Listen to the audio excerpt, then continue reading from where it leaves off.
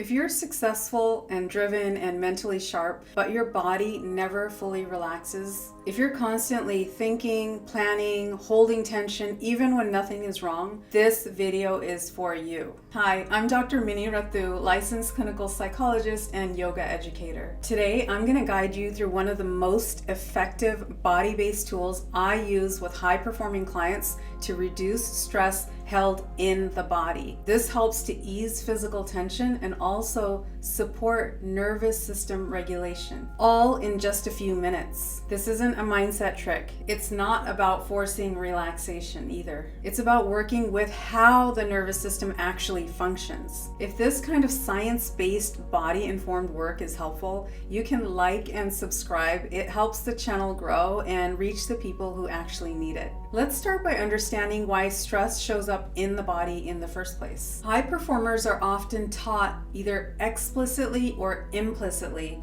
that physical tension is just the cost of success. Tight shoulders, a clenched jaw, a neck that never fully loosens. But this tension isn't random, and it's not a failure of discipline or mindset. Now, from a biological perspective, the body is constantly adapting to perceived demands. So these demands can be like cognitive overload, emotional responsibility, time pressure, decision making. Over time, these demands shape our posture, muscle tone, and autonomic activity. So in simple terms, your physiology, your body, reflects your lived experience. So for example, neck and shoulder tension are often correlated with sustained responsibility and vigilance, always looking out for danger. Jaw clenching is associated with inhibition, meaning holding back your speech, your emotion, or action in high-stake environments. From a neuroscience standpoint, chronic stress can bias the nervous system towards threat-related processing. One reflex that often becomes partially activated is the orienting response. Automatic movement of the eyes towards or away from a salient stimuli.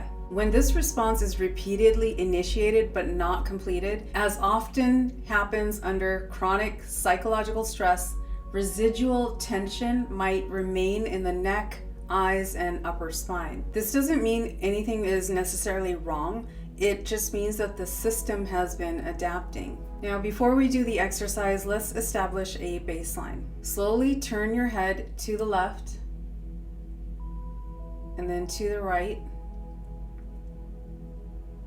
Don't correct anything, just notice where movement feels more restricted or effortful. If you're already noticing how much your body has been holding, this is one of the several tools we work with more deeply inside my 12-week program, Unstuck: Burnout to Breakthrough. I'll share more about that later. For now, let's do the exercise together. Now, you can do this seated or lying down. What matters most is that your body feels supported. The nervous system responds more readily when there's a sense of physical safety. Interlace your fingers and place your hands behind your head. Let your thumbs rest gently at the base of your skull. You're not applying pressure, you're providing support to the upper cervical region, an area closely linked with orienting and sensory processing. Allow your head to rest fully in your hands, keeping your head facing forward. Now, without moving your head, slowly shift your eyes to as far to the left as comfortable, almost like you're glancing over your shoulder. You can pause the video and hold here for 30 to 60 seconds. As you do this, you might notice a swallow, a sigh, a deeper breath, subtle shifts in muscle tone. These are commonly associated with changes in autonomic state. Gently bring your eyes back to center. Pause. Now shift your eyes to the right. Same thing. Again, you can pause the video and hold it for 30 to 60 seconds. Slowly return your eyes to the center and release your hands. And just notice what's happening right now in your body. Let's check back in. Slowly turn your head left and then right. A lot of people notice greater ease or range of motion, not because we stretched the muscles, but because we changed neural signaling. By keeping the head still while moving the eyes, you introduce a novel low-threat sensory input to their brainstem level systems, This is involved in orientation and regulation. So when stress levels decrease, the brain region's capacity to evaluate situations more accurately and choose responses intentionally rather than impulsively widen. So importantly, you didn't force relaxation. You allowed a previously activated stress response to move towards completion. That distinction matters. The goal isn't to suppress stress, it's to restore flexibility. This is why this tool can be useful between meetings, before a difficult conversation, after prolonged screen time, or even in the evening to support downshifting. That sense of ease you may feel right now, you didn't earn it by pushing.